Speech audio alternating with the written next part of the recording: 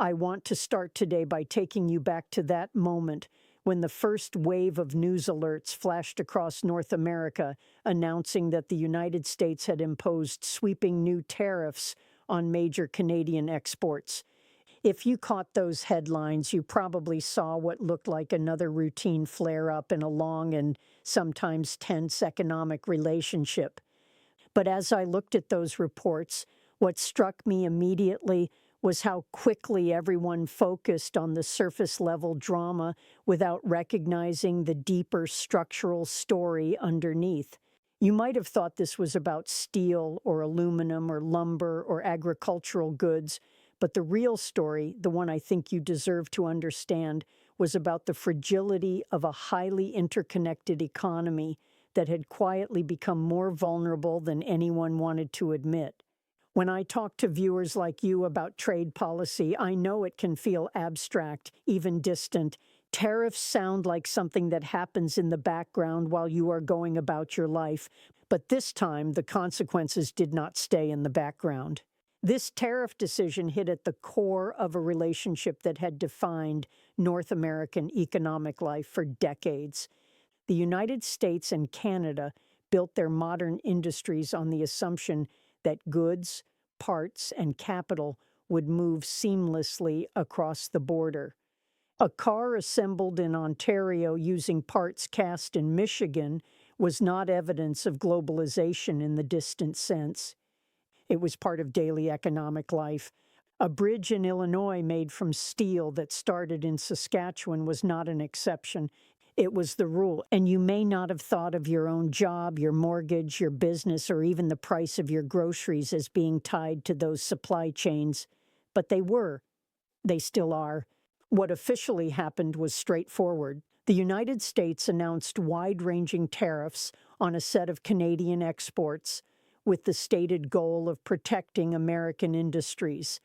President Trump presented the move as an act of economic defense, the kind of policy intended to shield domestic workers from what he argued were unfair competitive pressures. You might remember hearing arguments like that before, not just in the United States, but in many countries facing rising economic anxiety. But while the political framing was familiar, the economic shock was anything but routine. Within hours, both countries saw markets react, companies pause investment decisions, and border-reliant industries brace for disruption. If you have ever wondered how a single policy announcement can ripple outward into something so much larger, this is a perfect example. Canada relied heavily on the U.S. market, in some sectors overwhelmingly so. When a tariff suddenly raises the cost of exporting into that market, it does not just inconvenience a few firms, it casts uncertainty over entire communities. Workers in logging towns, steel mills, auto plants, and agricultural centers began asking whether their next shipments would even be viable.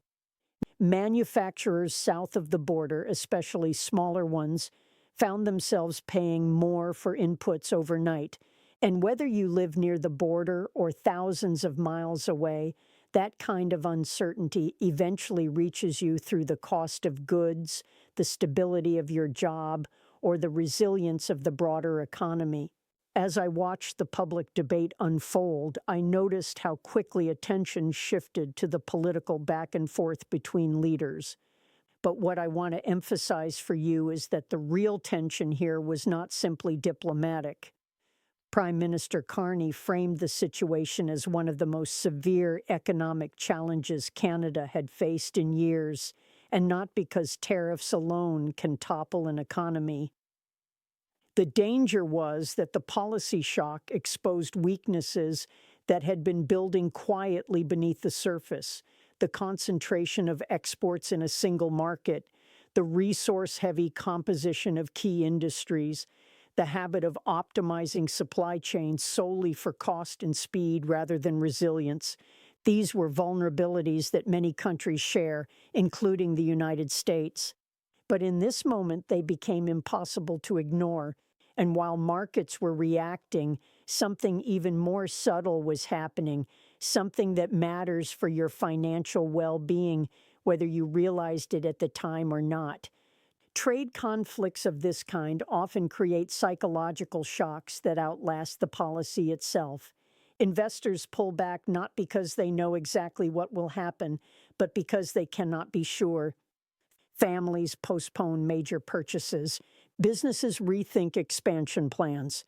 If you have ever put off a financial decision because the economy felt unpredictable, you understand this effect intuitively. Even temporary disruptions, unless they are quickly resolved, can plant the seeds of long-term structural change. I want you to see the broader picture here. What began as a tariff announcement quickly turned into a fundamental question about North American economic identity.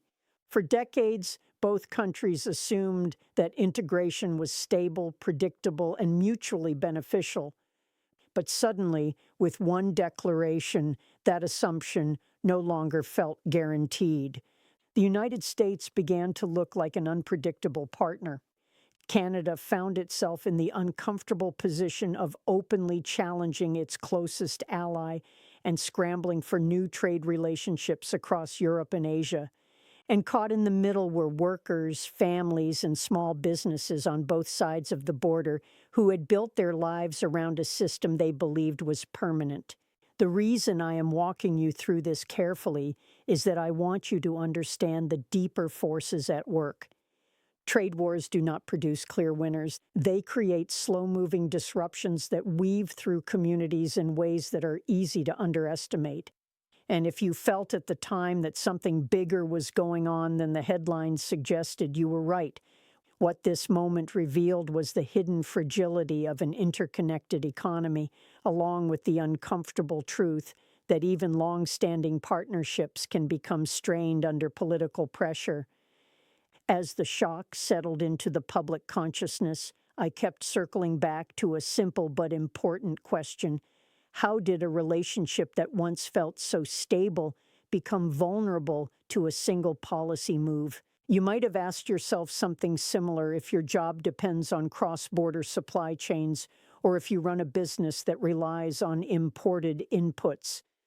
The truth is that the integration between the United States and Canada grew so deep over the years that it became almost invisible. And once something becomes invisible, it becomes easy to take for granted. That is precisely what happened. For decades, industries on both sides of the border optimized everything for speed and efficiency. They built supply chains that stretched across provinces and states, moving parts and products back and forth multiple times before ending up on a showroom floor or a construction site. It worked beautifully until the moment it didn't. When a tariff enters that system, the mechanics change instantly. Think of a supply chain not as a straight line, but as a web. When one strand tightens, suddenly the whole structure shifts. Companies that depended on predictable pricing between the two countries found themselves recalculating costs on the fly. A factory that ordered steel from Canada could no longer assume the shipment would be cost-effective next month. A farm in Ontario that had always relied on machinery from Wisconsin started questioning whether repairs or replacements would become too expensive. These are not abstract scenarios. These are practical decisions that real businesses face. And if you work in any industry linked to trade, even indirectly, these pressures have a way of filtering down to you. The political framing around the tariffs suggested that they were meant to protect American industries from being undercut. But one of the ironies I want to highlight is that modern cross-border supply chains blur the line between domestic and foreign production. Protecting an industry in Michigan might unintentionally raise costs for another industry in Ohio. Shielding steel mills might strain manufacturers who rely on that steel. These are real trade-offs, and they show just how complex the modern economy has become. A tariff today is not the same as a tariff decades ago because the underlying structure of production has changed. When you hear political rhetoric about economic protection, it is important to ask which parts of the economy are being protected and which parts are being exposed to new vulnerabilities. Behind the scenes, financial markets were processing these dynamics faster than politicians could explain them. Investors dislike uncertainty more than anything else. Even if they believe an economy is fundamentally strong, sudden shocks cause them to pause. When you invest your own savings, whether through a retirement plan or a personal account, you probably do something similar. The moment something feels unpredictable, you hesitate. Multiply that instinct across millions of decisions, and you begin to understand why even a temporary disruption can have lasting effects. Market pullbacks, postponed investments, and delayed expansions can reshape growth trajectories long after the original policy debate ends. As the days passed, I watched both countries grapple with the realization that the tariff conflict touched a much deeper issue, how much each had come to depend on the other without fully acknowledging the risks. Canada had long relied on the United States as its dominant export market, which made its economy more exposed than many Canadians realized. Meanwhile, American industries had grown accustomed to the steady flow of Canadian goods and materials that kept production costs manageable. This mutual dependence had always been framed as a strength, and in many ways it was. It allowed both countries to specialize, to innovate, and to build industries that could compete globally. But it also meant that when political tensions flared, there was no easy switch to flip. You cannot unwind decades of integration overnight. You cannot redesign supply chains with the stroke of a pen. I want to bring you inside the mindset of policymakers at that moment. For leaders in Canada, the challenge was twofold. They needed to respond forcefully enough to reassure their own citizens that the government would defend national economic interests, yet cautiously enough to avoid a full-blown escalation that could harm workers on both sides of the border. For leaders in the United States, the goal was to project strength and fairness, especially to voters who felt the global economy had left them behind. These were not irrational motivations. They were grounded in domestic political realities that shape decision-making far more than we often acknowledge. But when each side focuses on protecting its corner, the broader system can become unstable in ways that ordinary people feel long before politicians do. When you look at the effects on communities, the stakes become even clearer. Workers in British Columbia saw lumber orders decline. Auto workers in Ontario faced uncertainty about production schedules. Manufacturers in Minnesota and Ohio struggled with rising costs. And if you were one of the thousands of truck drivers who rely on predictable cross-border movement, you felt the consequences directly in longer wait times, stricter inspections, and higher operating costs. These are the kinds of disruptions that don't make headlines for long, but they shape family budgets, business plans, and community stability. They shape your life even if you never cross the border yourself. What made this moment particularly challenging was the psychological shift. For the first time in years, many people began to question whether North American economic integration was as stable as they had believed. That question alone can change behavior. When consumers worry, they cut back. When businesses worry, they delay. When investors worry, they pull back. And once that mindset takes hold, it becomes difficult to reverse, even if the underlying policies eventually change. As the shockwave spread outward, what concerned me most was how each layer of the economy began to absorb the pressure in its own way. You might have noticed it in gradual price changes or in news of delayed investments.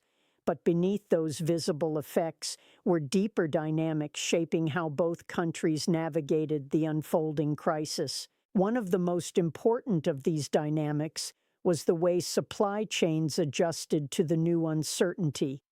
Firms did not immediately abandon their cross-border relationships, but they did start mapping out alternatives, sometimes for the first time in decades. To you as a consumer, this might have surfaced as a slightly higher price for a car or a delay in getting a specific building material. But inside the companies, entire teams were suddenly running calculations on whether they needed to shift suppliers, diversify markets, or move parts of their operations to new locations. If you have ever worked in a business where a single input can make or break production, you understand how daunting this recalibration can be. Imagine you run a manufacturing firm in Ontario that imports machinery from the Midwest. A tariff does not just change your cost structure, it changes your confidence in the entire system. You begin to ask whether you can rely on next month's shipment or next year's. And if you are a supplier in the United States who depends on Canadian buyers, you suddenly face questions about whether those customers will scale back or seek alternatives abroad. These decisions accumulate across thousands of firms, and they influence economic growth in ways you can feel even at the household level. One of the myths about trade conflicts is that they are primarily battles between governments. In reality, the early and most intense adjustments happen inside companies long before political leaders finish debating their positions. That's why I want to help you see what was really happening beneath the surface. While politicians exchanged sharp rhetoric in public, private sector leaders were meeting behind closed doors, preparing contingency plans, recalibrating investments, and trying to avoid layoffs. It is in those rooms, not just in press conferences, where the economic future takes shape. And yet, not all industries had the same capacity to absorb the shock. Large multinational firms with diversified supply chains and global customer bases had more room to maneuver. They could shift production to different facilities or absorb temporary increases in costs. But small and medium-sized enterprises, the kinds of companies that anchor local communities, had far less flexibility.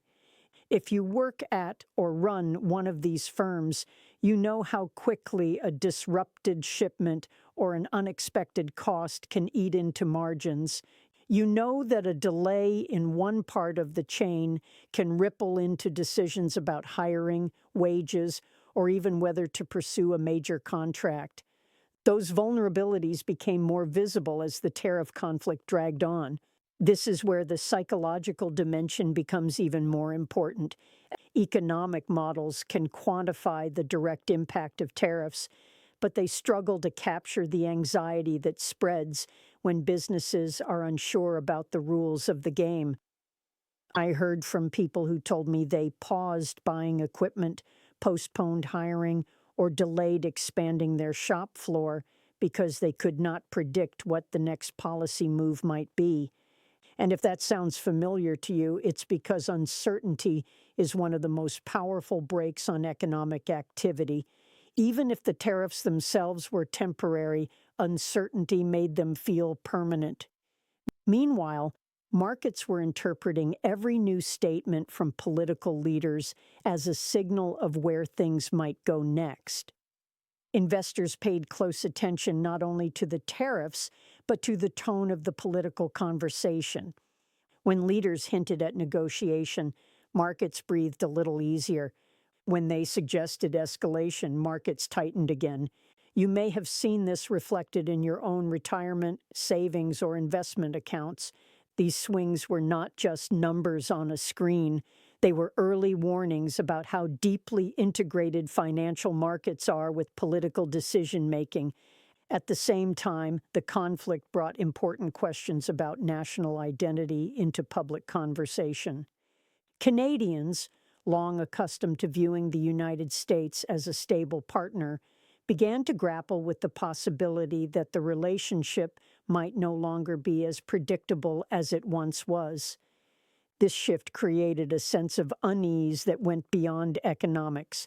It touched on how people saw their country's place in the world. In the United States, some communities interpreted the tariffs as a long overdue assertion of economic independence. Others saw them as a risky gamble that could hurt the very industries they were meant to protect.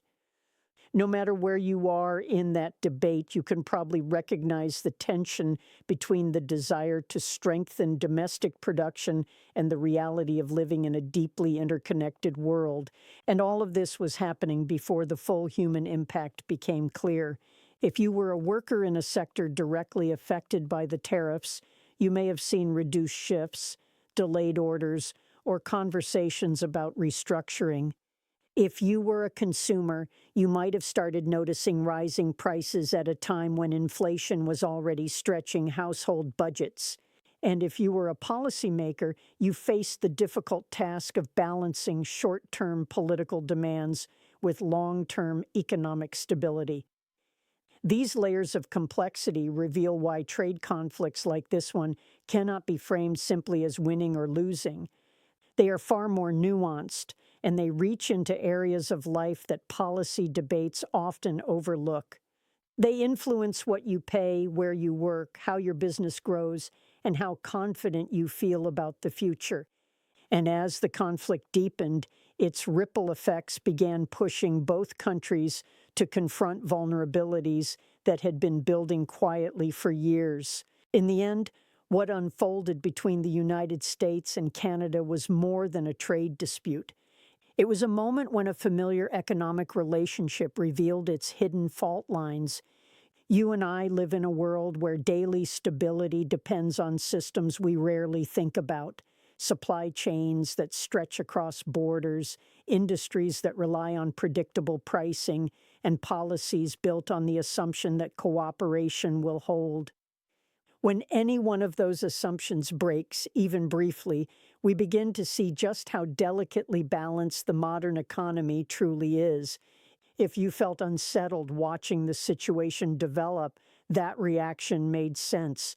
The tariff conflict showed that even long-standing partnerships can experience stress when politics and economics collide. It also showed how quickly uncertainty can spread through businesses, markets, and households, shaping decisions long before policymakers issue their next statement. Whether you work in manufacturing, logistics, agriculture, or simply manage your family's budget, the ripple effects of these events reach further than many people expect. But moments like this also offer an opportunity to think more clearly about the future. They invite us to ask how countries can maintain open, productive relationships while still addressing the needs of workers who feel vulnerable in a changing global economy. They push us to imagine supply chains that are not only efficient but resilient. And they remind us that economic stability is not automatic. It requires active commitment, thoughtful policy, and a willingness to recognize shared interests even in times of disagreement. As we close this discussion, I hope this has helped you see the deeper forces behind a story that on the surface looked like just another political skirmish. The real lessons lie in how interconnected our livelihoods have become and how important it is to strengthen the systems that support them. If you want to continue exploring economic questions like these with me, I'm always here to help you think through the issues that shape your work, your community, and your financial future.